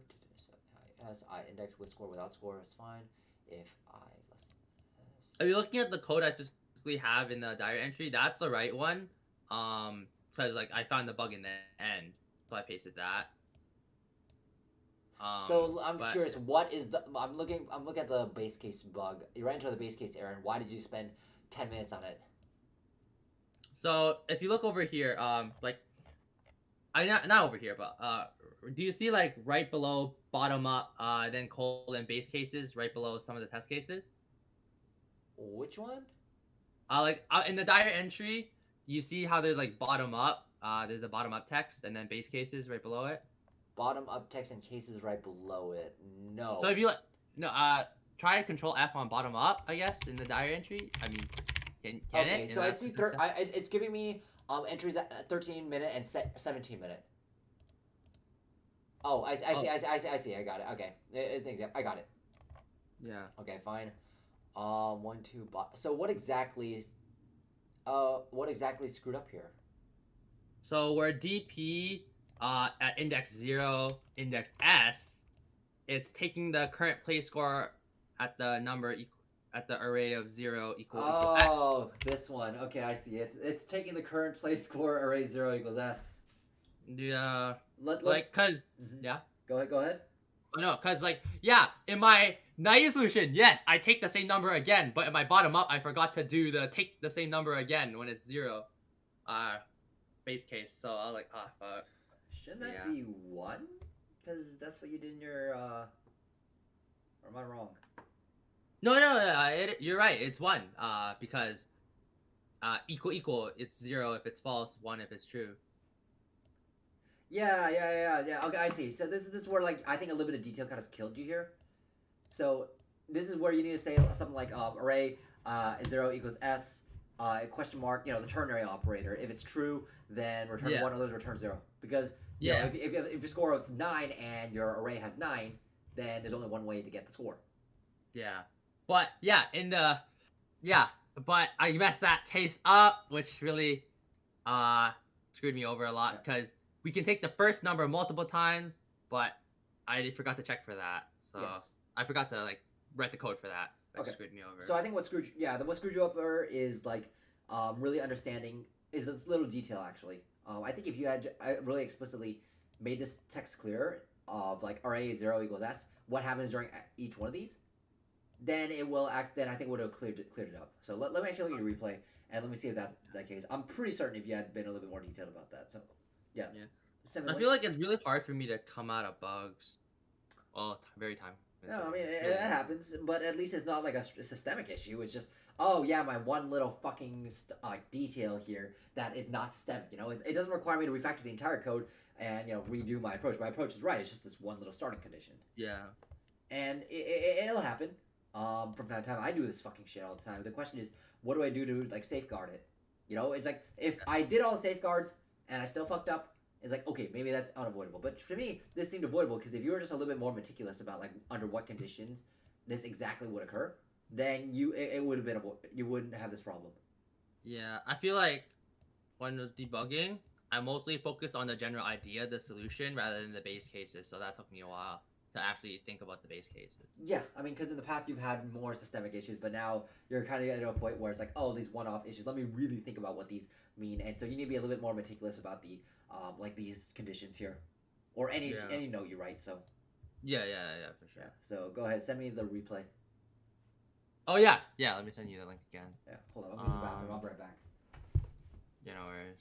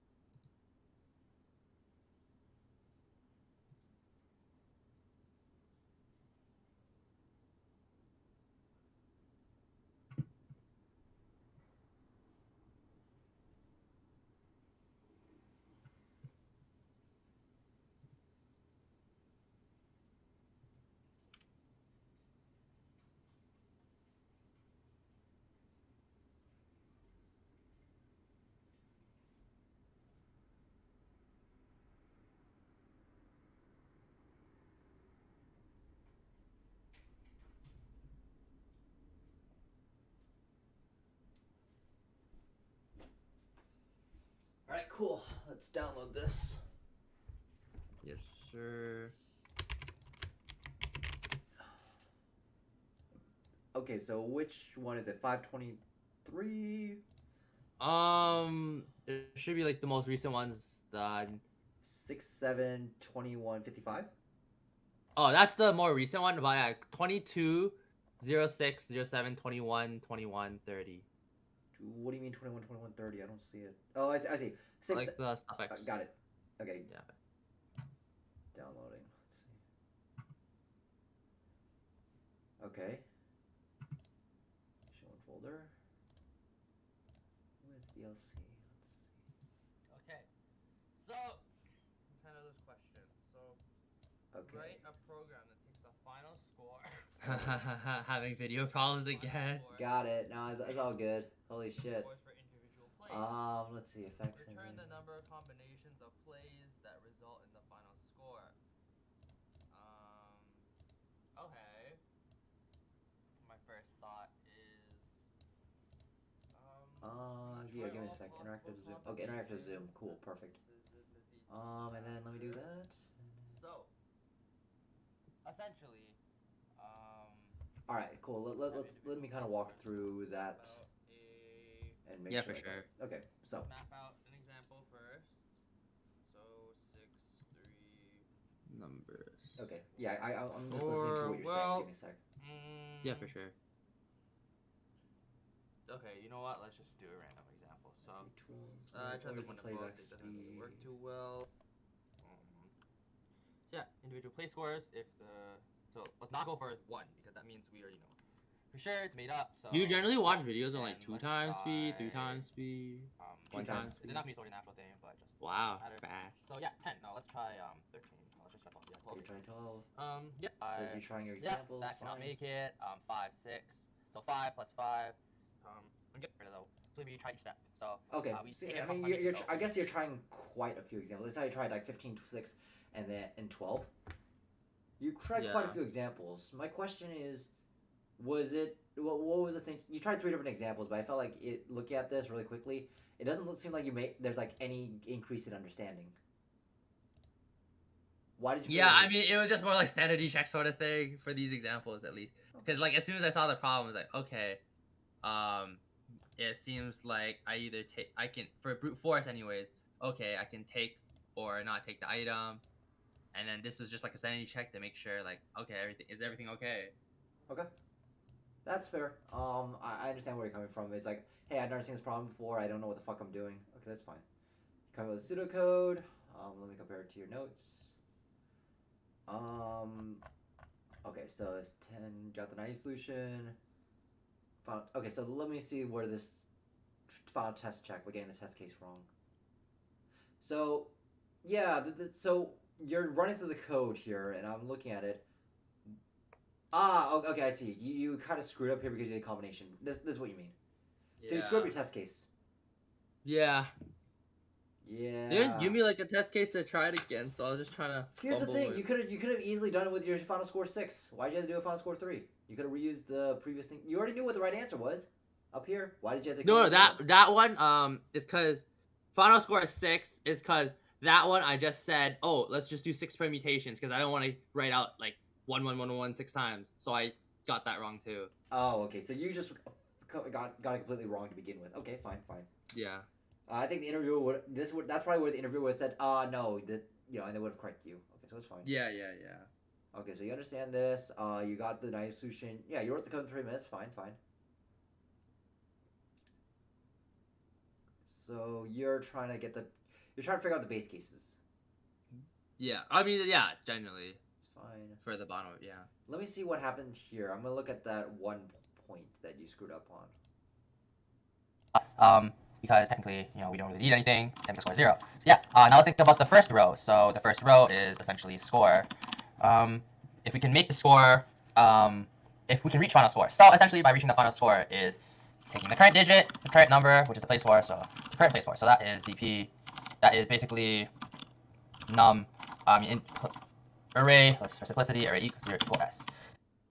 So yeah, because we can only take the final score if our place score is equal to the place score. we can't really go above or less. So that's it. Yeah. Okay, that moment, you probably replayed it at some point. Did your explanation there make sense? It made sense in the moment. I know it seemed a little bit confusing when I did like read that part again. Yep. But like the text was a bit better, more descriptive than what I was saying. In other words, basically, it could have been a lot better. Yeah.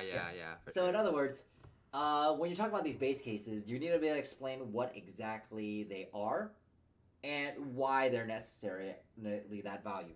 So in other words, when you take I, you need to say, hey, we are taking elements up to the ith index.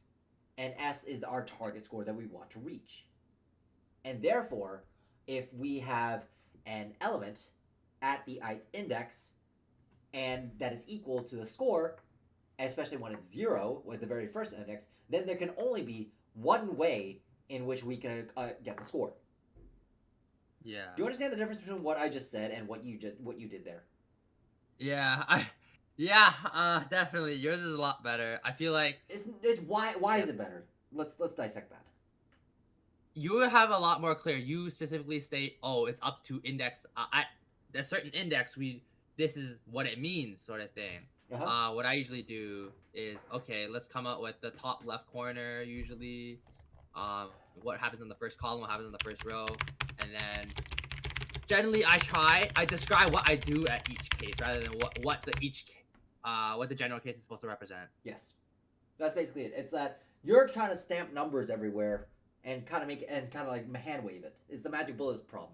And what I'm saying is, okay, let's actually break down what each of these rows mean, and based on that, let's logically figure out what the solution should be. So in this case, if I have a score of 0 and I have an element at the first index, well, there is one way that I can get to score 0 by not taking anything. Mm-hmm. You know, and then or I could fuck it up and say, hey, wait a minute. If I have a element 0, index 0 and score 0, but I'm not guaranteed anything in my score index, like, the 1, 2, 3s, then I can also write 0. And at that point, the interviewer would say, not really. You can take the nothing. But as long as I make that clear, the interviewer always has the power to interrupt me. This is what we call forgivable mistakes. As long as you give the option, as long as you explicitly say to the interviewer why you believe something, they can always say, hey, that's not correct. Okay. And of course, this is like, for a small shit like this, for the base case, like, okay, fine, that's small misunderstandings. But I don't want you to rely on it. I want you to at least get the simple explanation down. In which case, it means, what do the numbers mean? The meme from What do the Call numbers of Duty mean, Black Mason? Ops 2. What do the numbers mean, Mason? Yeah. Yeah. It's exactly that. What do the numbers mean? What exactly does the code mean? So anyway, when you go ahead and describe DP or anything like that, it's going to be exactly the same thing. So in other words, this DPI, I'm going to take elements up to the ith index. But if it's 0, then I can always take nothing, and therefore there is one option at every single array for 0, at least, which is I take nothing. So that's the way I would explain it, and then you do the exact same thing for DP0S. Yeah. So that's I can so that continuously take the same score. Yeah. Right. Yeah. And this should be universally applicable, not just to DP, but to any problem that you do when you describe what the code is supposed to do. Yeah, and then lay out your assumptions on why it works that way. Yeah. So, and lay out the reason. Like, what does it mean? And here's why the value should be this. It's like the same thing with recursion. Let's bring it back to that, right? So let's say, hey, I think that if we cover these 3 test cases, we will have covered every single possible combination that this code can run into. Here is why. It's the same idea. It might look a little different. Instead of doing the base cases for DP, it's test cases. But it's the same fundamental idea. Yeah. So that's based. So in other words, it's basically you just not being clear on that. That's what screwed you, and then that's what killed 10 minutes of your time. Yeah. Other than that, let me see your ran bottom up, and you ran to index there. Okay, So That was just because I didn't take the first one was because I didn't take like the last the bottom right index. That I forgot the -1 there. okay. So you ran to out of bounds shit. Yeah. Okay, fine. You really, yeah, that's kind of a. Okay, that's fine. I think if you got like this in 15 minutes, I think it's fine. So that index error, and if you explained it simply, you would have not had that 30-minute bug. So in other words, you could have gotten this problem in 15 minutes, which is actually which is actually pretty good time. Okay. Okay. So, you notice like just being able to explain things simply and directly like that Yeah, would let's have say- literally gotten you through a very difficult problem in 15 minutes. Yeah. Ugh. Yeah. So it's don't worry. Every single interview almost always comes down to that one moment where you fuck up, based on that. Yeah. Yeah. So your delta actually isn't you tested too much on the idea. It's literally just make sure that you explain things right.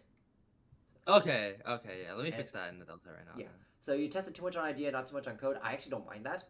Check design against code solution. Yeah. Make sure you get the basics. Yeah. Check design against code solution. Yeah. You already had the 1, 2, 3 whatever. Make sure you get the base cases right. Well, that's the thing. Like you see how this is kind of like a little bit too general. Make sure you get the base cases right. Of course we want to get our base cases right. Yeah. Even with like recursion. The question is how you're gonna do that. Yeah, I think I wrote that like in the latest like when or maybe a little bit more specific when dealing with DP problems, test on base cases and confirm with the interviewer that they're right. I mean, it's not so much confirm with the interviewer is that you need to lay out your reasoning. So Yeah. because like asking imagine if like you ask the interviewer, is this right? Is this right? Is this right? He's gonna be so fucking Yeah. pissed off at you, you know. That's true. Yeah. So in other words, but if you lay out your reasoning, then the interviewer's not gonna be as mad. Like, oh, okay, I understand why you thought this, and it's a small cause mistake, whatever. So there's a different way of asking. Identify framework, think about test cases. Yeah. So you already get the idea. Let's see the next one. Is there another one that you This- think you struggled with? Or? Yeah. This one I feel is a bit too weird. I don't know. It was another one. It was row 136. Search for a sorted array for entry equal to its index. Okay. I kind of just blasted through that one a little bit. Okay. Did you make any careless mistakes or things that you couldn't figure out why you fucked up on? Let me double check my. Yeah. Let's see. Row 1. No, I mean generally it was like almost the same as EPI. I just like used less variables, but they made it a bit more clear. Okay. in So one. there's, like, I similar idea, but a little bit different. okay. 136. I hope I got the row right. 6 Yeah, minutes. no, Holy it's fuck. Search a sorted array for entry equal to its index. Yeah, I feel like I kind of got lucky on that one a little bit, but Let's Yeah. see. I don't even know what this problem is asking. Hold up. Array sorted for the first occurrence. Okay, got it. So design an efficient algorithm that takes a sorted array of distinct integers and returns an array and index I such that element at index I equals I. Okay, so okay, cool. I understand now. So let's see, you test a brute force solution, got a high level binary search, test a binary search solution, write pseudocode, fine, yeah. So your brute force iterate from left to right if number I equals true, yes, that's true, let's take it into binary search. Binary search be 2 or 3 at each step if number is less than index, okay. Each step. yeah, so like generally, like one of the hint, I read it. It said binary search, but generally this was an searching thing anyway, so I didn't really count it. But Okay, that's yeah, fine. it was just like when improving searching, generally in a sorted array, binary search is a good solution. Okay, so which one's your code is the bottom, right? Yeah. Okay. Yeah. Yeah. Yeah. I think yours is fine. I mean, they just have difference. It's not really this. It's just a binary search. So Yeah. it's fucking. I would say this is a dumb problem. So fuck the. It's like it's useless. Yeah, I mean, it was like it's simple binary search. Like when I approach binary search problems, like searching, it's like if I know I'm using binary search anyways, it's like okay, what's the difference between the right side of the array and the left side of the array? And like, well, basically, if condition X is true, what does that means? Condition X plus 1 is true. So yeah, stuff like I that. don't yeah. think that's the right way to think about the binary search as a tool. The binary search as a tool is like, am I given something that's sorted, and Yeah. can I reach it deterministically? And so that would be where, if I need to find something in a sorted array, that's it. That's where you use binary search. So you should really think about, okay, well, do I need to do that to begin with, or are the characters of the problem as such that I can use it? You know, one of the problems is like, search a sorted array that's been broken up into 2 arrays or something like that. I don't know. Okay, like, okay. okay, well, the characteristic is like, I may be able to use it because, well, it's a sorted array, and I know I need to look for something, so binary search might help here. And it's like, okay, well, then, you know, then how does that work, you know? Or maybe as a derivative of that problem is like search through 2 sorted arrays. Again, oh, I hear sorted array, and I hear search, binary search, or some massaging of it might work. Yeah, yeah, that's generally So, the good. this is what I mean approach, by identifying characteristics of the problem that you can use. So, and it's the same thing. It's the same little spiel I gave you for heaps. Yeah. Any other problems that you felt like you struggled with? I think the one after that I did struggle with a little bit. 137. Yeah, 137. Basically on that one, I messed up on, like, I got confused while testing essentially. And I tried on my small base so I tested on a big test case once, and then after I wrote the algorithm, I tested on smaller test cases, but forgot to go back to the big one. So that made some errors. So a you little bit. fucked up by not remembering to test on something. Yeah, essentially. Jesus. Yeah, you said that's the thing. That's an avoidable error. I feel like you could have avoided that. It's like you had the test cases, you had all of them there. All that's left is just to do it. And at that point, Yeah. I don't know how to help you. Like you have all every single test case, just fucking do it. Yeah, I think it was maybe a measure of I think I understood the problem too well, sort of thing. Didn't You really got try- cocky. Yeah, getting cocky. I have Well, hopefully I'll get a little bit better. That I've been reading Relentless Okay. recently, so Don't worry, Paul had the exact same problem. Like I remember, I just remember like probably like week 4, he literally like he was saying he was rushing through the problem. I'm like, he's getting way too cocky on this. So don't worry, this happens to everybody. yeah. It's always have that little bit of fear of like, what if I'm wrong? Yeah, I need to have that more fear. I need to come up more often. I had that fear. I need to come up more often while I'm coding. It's like, did I really secure my ass? Like, there's no difference if I finish this problem 1 or 2 minutes faster. Does not matter. What matters is the approach. So I'd rather be careful and spend 2-3 minutes making sure I'm good than to rush ahead and burn 10 minutes debugging it because I could have prevented it with 2-3 minutes investment. And again, think of it from the point of view of the interviewer. It's like, hey, this guy is really trying to make sure his planning and logic is absolutely bulletproof. Yeah. Yeah, he's not gonna be mad at you for that. Better not be. Yeah. I mean, don't worry. Like more advanced people are gonna be like, faster, and they're gonna expect more. But you're a fucking new grad, so take all the time you need to make sure your idea is right. And then, of course, Yeah. there's like a healthy, there's a balance between it, right? Difference between like skepticism and paranoia. Yeah. I mean, there's Like, always gonna be like the possibility that you fucked up and missed something, but that's kind of like where, as long as you can prove that under almost every single reasonable circumstance and all the obvious things that you have thought about is gonna work, then that's fine because because you've done this 137 times, so you should be able to think of 137 different ways that this can go wrong, or at least have a sense. Yeah. As long as you have those heuristics to avoid those mistakes, then you should be. Yeah. It's just being able to believe in the practice that you're doing. So Yeah. It really doesn't feel like I did 137 problems, but yeah. what you spent like an average on like 20-30 minutes of that. So on average, you probably only spent like 60. I would say probably like 60 hours studying. Jeez. Like 60 days. Let's add another like 20-30 for like reviews and stuff. So that's like 80-90 hours. Jeez. Yeah. But does it feel that long? I know. I still feel very unprepared, but Yeah, you're still... fine, dude. Believe me, it's a lot better than when we first started. So, and we have 2 more weeks. So let's do this. How you said you have a lot of homework this week, right? I mean, I have one assignment that I might have to go to school for.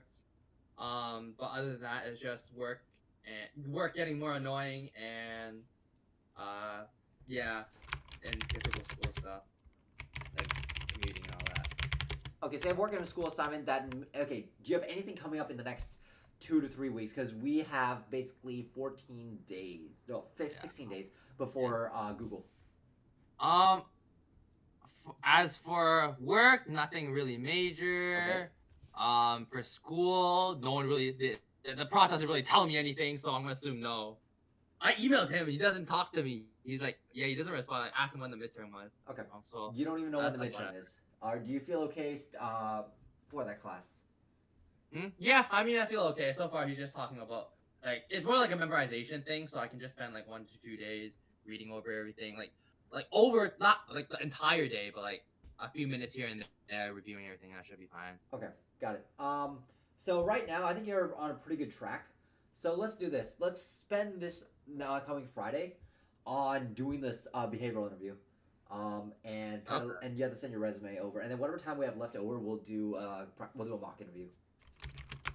Yeah, sure, that works. Okay, so yeah, so resume plus behavioral review, and then mock interview afterwards. Should I come with stories prepared or? Yeah, so you probably seen my previous spiel about like preparing the your stories to be, hey, you can chop them up and massage them into whatever morals you want, some focal points about you as a developer, etc., etc. Yeah, so be prepared with that. It'll make it go a lot easier for me than for me to try to figure it out. But if you have some ideas, we can work that in. Yeah, I have some ideas. I basically I have like generally 3 stories, and I just like massage them a little bit, but they're kind of probably need outdated 5. stories, so I'm gonna see if I can update those. You're gonna need like 5, but in general, yeah, those should be enough. Yeah. I mean, I'll have 3 because it was for the internship, and because like I made those when I was there for my internship interview, and then I just haven't updated since. But yeah, I'll update some more. Okay, that's fine. Yeah, so that's gonna be the plan for Friday. Other than that, I think your practice diaries have gotten a little bit better. Definitely, you're like noticing the more details of what you need to do. All that's left is really to come up with the right solution to your problems.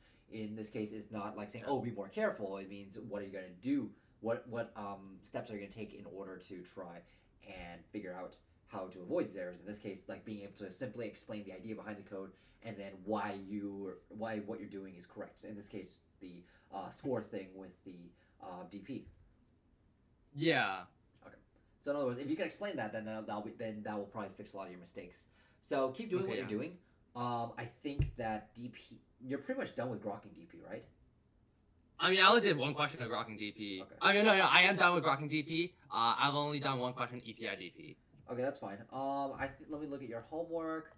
You had redo some DP, EPI generally. Yeah. I would say taking this idea, do like 1 or 2 problems of EPI DP, and then try like another problem in EPI. Something that's not like pansy ass easy. Something that's like moderately difficult or that you may have struggled with in the past. Look at your practice diary, and really try to apply the ideas. Like something that you've done in the like maybe at the very beginning, and you felt like, holy fuck, that problem kicks my ass. Yeah. Okay. Yeah. That's generally the recursion chapter then. But yeah. Okay. Pick a random problem that you struggled with in the recursion chapter and just do it. Doing all the techniques that we have talked about. See if you notice a difference. Yeah. Okay. Just try it out. So. Okay. Yeah. Yeah. Okay. Yeah. You're writing it down. That's good. Yeah. Just in case I forget.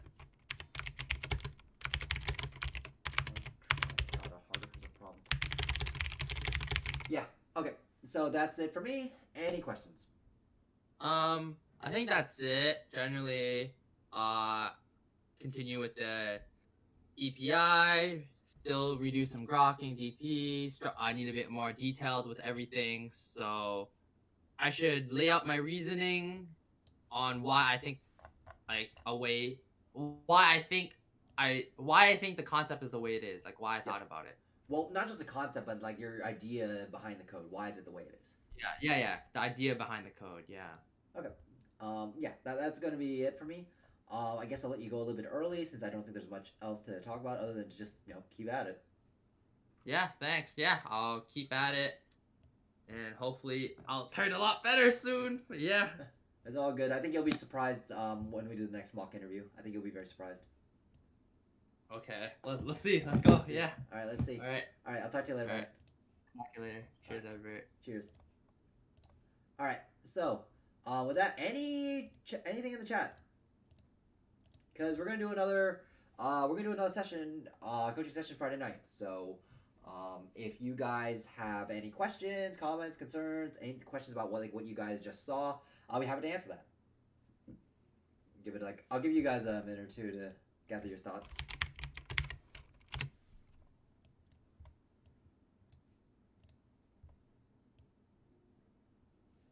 In the meantime, Dota.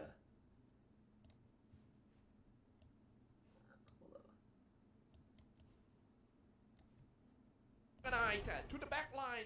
Blue Eye White Dragon finish off one. Same fall as well. Henry walking away from the scene. He's looking pretty healthy. His teammates falls. 2 supports gone. Core got away. But how can they defend a high ground like this? Wait, Pudge is meta? What the heck? Still Is have it the carry Reaper Pudge? fly. It is carry Pudge. Jesus. Flying in, killing the creeps. Okay. Since no one actually has questions, I guess I'll close the stream for today. Thank you all for joining me. Appreciate you guys watching.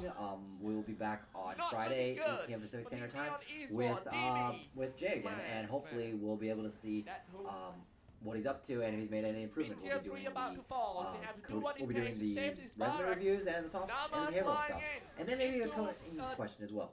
Wait, Crosu says, I've been doing LeetCode for a while, but I realized I forget the solutions within a week. What am I doing wrong? Well, you're not doing anything wrong. Why are you memorizing solutions? You shouldn't memorize solutions. You should be hardening your approach. So if you find that you're memorizing solutions, then you're wrong. But you should be making sure that the approach that you're taking gets better and better. You gotta see, like, over the past few weeks, it's only been the week 3 for Jay. So it's like, you notice, like, over the past few weeks, all we've been doing is just saying, hey, you need to make sure that you test more. Make sure you you explain your ideas. Make sure that they're clear. Explain like I'm 5. Make sure that make sure that you cover your ass on all these different things, and for like recursion, like, make sure you test make sure you come up with a proper test case and define what you get in and what you get out. So it's like all these different little heuristics that apply generally to any problem. And so your approach should be the one that should be improving, not your ability to memorize problems or all the problems that you've done. That's the difference. I think everyone gets that fucking wrong. It's not about the number of problems you do. It's about like the approach and about how good you are at being consistent with that approach. So that's basically the spiel I have for you. If you want to talk more, you can jump in the Discord. But anyway, so thank you all for joining me. I will see you all later.